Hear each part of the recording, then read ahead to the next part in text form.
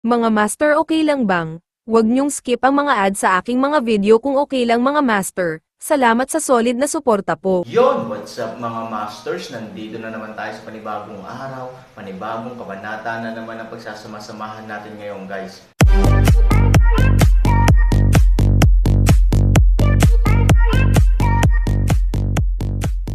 Bali mga masters, kung bago ka pa lang po sa aking YouTube channel, please click the subscribe button, lalong-lalo na po yung notification bell guys, para maging connected pa rin tayo sa isa't isa at maging updated kayo sa mga susunod ko pang video.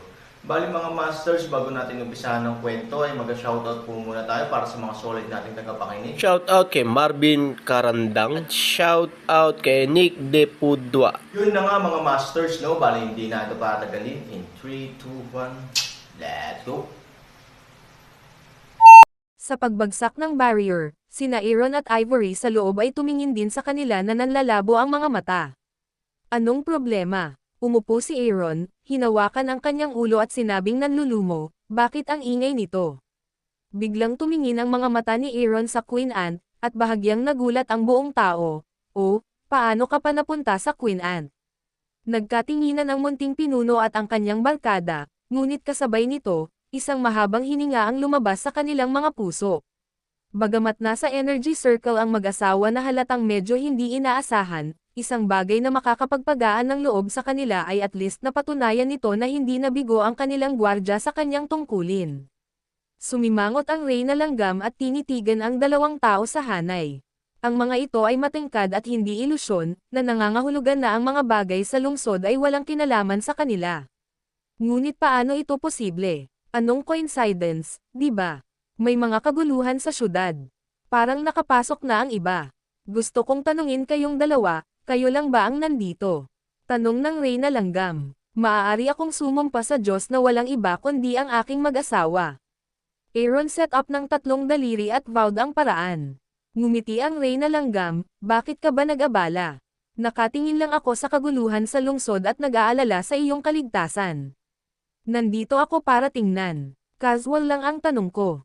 Salamat, Reyna Langgam. Ngumiti si Ivory. Nga pala, girl, gising ka na ba? Anong nararamdaman mo? Queen Ant Guest Airway. Ngumiti si Ivory, dapat ay masyadong pagod, kasama ng kakulangan ng tubig at pagkain, ilang pisikal na kakulangan sa ginhawa para sa isang sandali.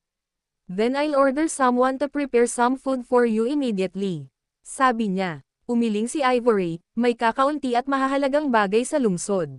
Ang Reyna ng Langgam ay handang tanggapin si Zia. Gayunpaman, si Ivory ay hindi masyadong maislan. Naniniwala ako na halos hindi na siya makapunta sa kalsada pagkatapos ng isang gabing pahinga. Maaga kaming aalis bukas ng umaga. Pero walang araw o oras sa ilalim ng lupa. Mangyaring magpadala ng isang tao upang ipaalam sa amin. Zia Yingso. Tumango ang Reyna Langgam at saka tumingin sa munting pinuno, naririnig mo ba ang kahilingan ng dalaga? Naiintindihan ng mga nasasakupan. Bumalik ang tingin ng Queen Ant kay Ivory, kung ganoon, hindi ko na kayo guguluhin na magpahinga. Kung may kailangan kayo, maaari ninyong sabihin sa aking mga nasasakupan anumang oras. Maghihintay sila rito sa lahat ng oras. Tumango sina Aaron at Ivory at nakangiting sinabi, salamat, Reyna Langgam. Nang bumagsak ang mga salita, ang Reynang Langgam ay tumugon ng isang ngiti, ginawa ang kanyang katawan sa isang anino ng apoy at pumunta sa lungsod. Pagkaalis nila, si Aaron at ang munting pinuno ng langgam ay napahiya at magalang na ngumiti sa isa't isa.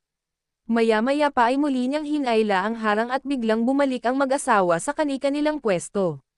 Mukhang kahit walang ebidensya ang Reyna Langgam, hindi pa rin nawawala ang pagdududa niya sa atin.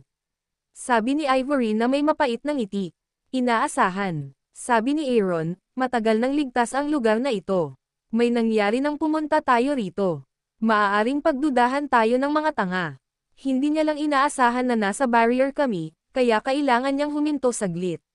Gusto mong akayin ang ahas palabas ng kuweba. Zia Yingso. Hindi itinanggi ng Aaron, tama na. Ang dalawa sa kanila ay hindi pamilyar sa lugar na ito, kaya ang panganib at kahalagahan ng anumang pantal na aksyon ay talagang napakaliit.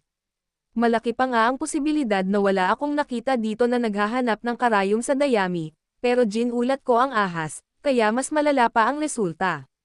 Sa makatuwid, sa halip na maging pasibo, mas mabuting gawing inisyatiba ang pagiging pasibo. Hayaang gumalaw muna ang iba. Sa ganitong paraan, ang kanyang pagdududa ay ang pinakamahusay na kaso. Tumanggaw si Ivory. Oo, kapag nananatiling may pag-aalinlangan pa rin ang Reyna Langgam, lagi siyang makakaramdam ng pagkabalisa sa kanyang puso, kaya't nagbubunyag siya ng ilang mga pahiwatig batay sa puntong ito. Pero ang problema, pagkatapos ng ganyang kaguluhan, dapat may 12-point spirit pa rin ang mga sundalong langgam sa paligid ng altar. I mean, kahit may aksyon ngayon ang Queen Ant, hindi tayo makakalabas ng hindi kilala ang multo. Nag-aalala si Ivory. Sinong nagsabing hindi tayo pwedeng lumabas?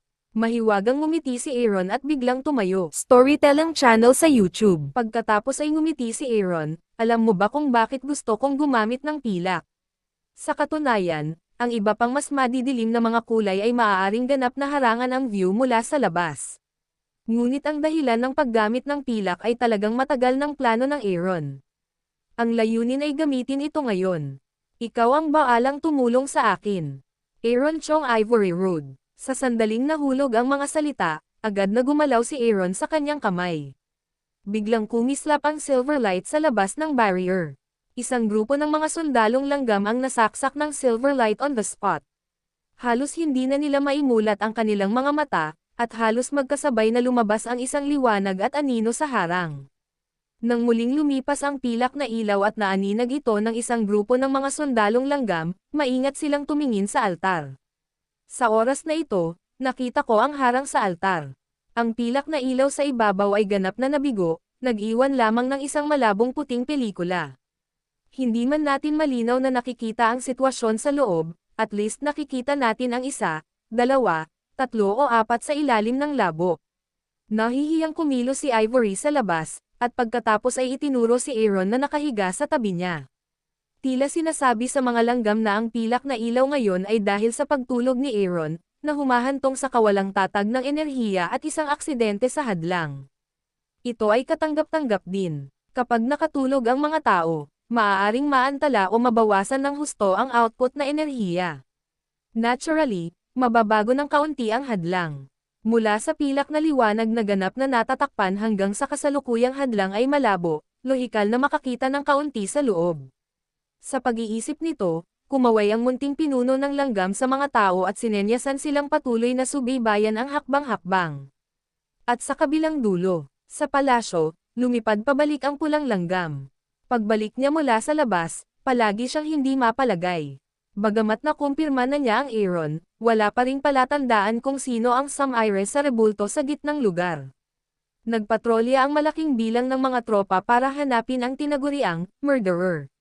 Sinabi sa kanya ng intuition at karanasan na ang bagay ay malamang na nauugnay sa mag-asawa ni Han Sanliang, ngunit talagang wala siyang mahanap na anumang ebidensya sa loob ng ilang sandali. Hindi, kailangan kong pumunta at tingnan. Biglang kumunot ang kilay niya. Sa sumunod na segundo, mabilis siyang lumabas ng palasyo, naging maliit na apoy at nagtungo sa hilaga ng lungsod. Sa dulo ng hilaga ng lungsod, mayroong isang sinaunang ngunit medyo marangal na lumang bahay.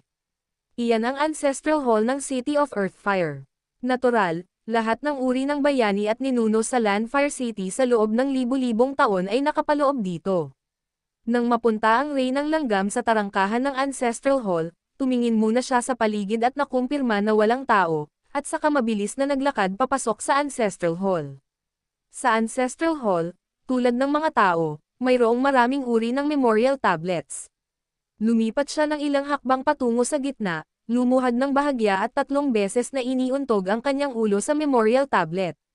Pagkatapos ay sumambush siya gamit ang 2 kamay, ang mga ninuno ng apoy sa lupa ay nasa itaas.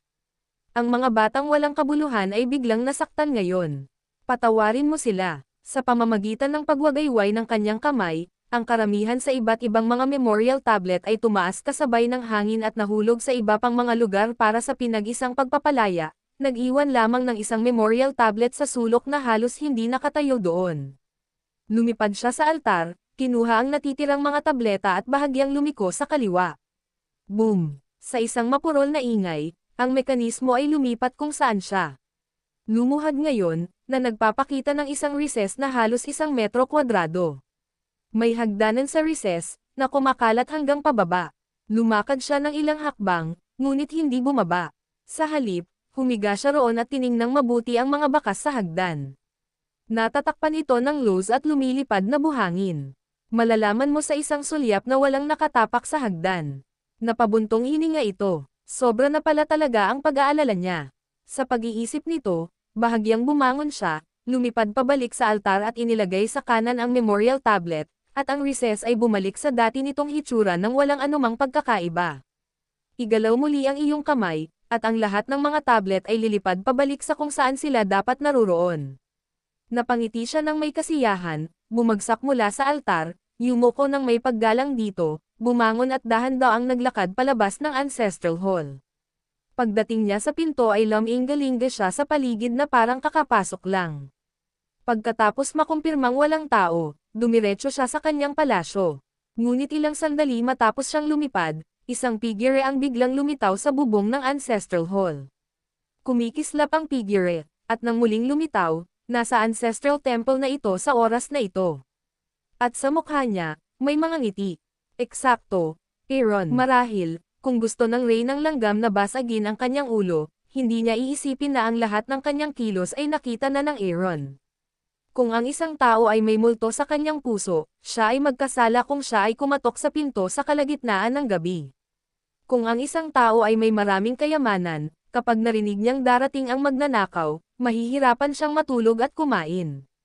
Sa kasong ito, karamihan sa mga tao ay titingnan ang kanilang sariling mga bagay para sa kapayapaan ng isip. Inaasahan ng Aaron na ang psikolohiya ng Queen Ant ay pareho. Kaya't nang kumislap ang pilak na ilaw, ang Aaron ay nag-iwan ng isang bahagi sa bilog, ngunit ang aktwal na katawan ay tahimik na lumabas kasama ang pilak na ilaw na pagsabog. Pinili ang pilak na ilaw bilang hadlang, na sadyang pinanatili ni Han Sanwei matapos makatakas. Ang pilak na ilaw ng harang ay translucent, na nilayon din para makita ng labas ang bahagi ng loob, para isipin nilang nasa loob pa rin sila. Dahil ito ay masyadong malabo, hindi nila ito masyadong makikita. Bilang karagdagan, sinasaklaw ni Ivory ang kanyang sarili. Naniniwala ang Aaron na walang pagdududa sa altar. Walang anumang pag-aalinlangan, ang lahat ay maaaring pumunta ayon sa ideya ng Aaron. Sa bahagyang ngiti, si Aaron ay nagbigay din ng isang taos-pusong pagpupugay sa mga Diyos sa altar, at pagkatapos ay nagsabi, "Kayo, maraming mga pagkagambala at kasalanan, at umaasa akong magpatawad." Pagkatapos nito, inilipat ni Aaron ang kanyang kamay at inilipat ang karamihan sa mga Diyos, na nag-iwan lamang ng isa sa sulok. Nang muli niyang igalaw ang kanyang kamay, malumanay na gumalaw ang posisyon ng Diyos, at ang nakaluhod na lugar ay tulad ng dati, na nagpapakita ng isang recess. Kumurap-kurap, kinagat ni Aaron ang kanyang mga ngipin at determinadong bumaba ng hagdan. Habang papasok ka sa loob, mas madilim, at mas payapa ang paligid mo. Ang mga pagsabog ng malamig na hangin ay nagmumula sa loob, na nagpaparamdam sa mga tao na medyo nakakatakot. Gayunpaman, ang Aaron ay hindi lamang nagkaroon ng kaunting takot, ngunit nagkaroon din ng kaunting kagalakan. Dahil malinaw niyang nakikilala na ang mga sipon na ito ay tunay na sipon. Sa madaling salita, ang isang tunay na ginaw ay nangangailangan ng kahalumigmigan sa loob nito. Tubig. Paano magiging malungkot ang Aaron? Sa pag-iisip nito, labis na nasasabik ang Aaron. Sa sandaling lumabas ang apoy ng langit sa kanyang kamay, direktang lumiwanag ito sa ibaba. Sa mahabang panahon, lahat ng eksena ay nasa kanyang mga mata. Sa kanyang harapan, madilim, ngunit ang mga pader sa paligid niya ay nagbago na mula sa nakaraang ganap na tagtuyot hanggang sa solidification. Pagkatapos ay bumaba, at makikita mo pa ang bakas ng lumot sa nakapalibot na mga pader. Oo naman, tuwang-tuwa na ikinuyom ni Aaron ang kanyang kamao at hindi na makapaghintay na bumilis pababa hanggang sa makarating siya sa ibaba. Gayunpaman, noong nasa dulo pa lang siya, muntik nang mahulog ang Aaron. Nang tingnan ko ito na may apoy sa kalangitan, nakita ko na mayroon pa ring uri ng matibay na lupa sa ilalim ng aking mga paa, ngunit mga pagsabog ng putik na may kasamang mga damo. Hayaang lumipad ng mag-isa si Chunwo ng ilang metro, at pagkatapos ay kumikinang ang isang malaking lugar. Maging si Hansani ay natigilan sandali. Sa ilalim ng liwanag ng apoy, makikita ang malalaking latian kung saan-saan, kung saan nagtatagpo ang putik at tubig, at ang tubig at damo ay tumutubo sa mga kumpol, na kumakalat, na tila walang hangganan. Ang latian ay talagang isang latian. Natuwa agad si Aaron. Sa walang katapusang tigang na kabundukan kung saan hindi nabubuhay ang lahat ng bagay, o kahit nasuriin nila ang pasukan ng ilang kilometro, palagi nilang nakikita ang parehong tuyong lungsod ng apoy sa lupa. Ngunit sino ang makakaisip na mayroong napakalawak at walang hangganang latian sa ilalim ng Landfire City? So, dito ka nagtago. Hindi mapigilan ni Aaron na mapangiti. Sa gitna pala, biglang naalala ni Aaron ang mga salita ng Dragon of Silver Armor. Hanggat mahanap mo ang gitnang lugar at gamitin ang susi, lahat ay gagawin. Sa pag-iisip nito, ang Aaron ay lumipad ng dahan-dahan sa hangin, at pagkatapos ay lumipad sa paligid sa liwanag ng apoy sa kalangitan, sinusubukang hanapin ang gitna ng latian. Sa mga tuntunin ng lokasyon, ang gitnang lugar ay hindi dapat masyadong malayo, dahil ang mismong lungsod ng Dawo ay nasa gitna ng bulubunduking ito. Sa makatuwid, ang gitnang lugar ay hindi dapat masyadong malayo. Pagkalipas ng ilang minuto, itinoon ni Han Sanchen ang kanyang mga mata sa isang recess na halos 50 metro sa kanyang harapan. Parang may kakaiba sa ordinaryo. Yun na nga mga masters, no? Bali panibagong kabanata na naman yung natapos natin ngayong gabi. Muli, maraming salamat po talaga sa walang sawang suporta po sa aking YouTube channel na talagang inaabangan nyo po ang bawat upload ko po. Bali mga masters, magkita-kita ulit po tayo bukas ng gabi at ngayon po ay magpapaalam po muna tayo. Bali mga masters, bye-bye!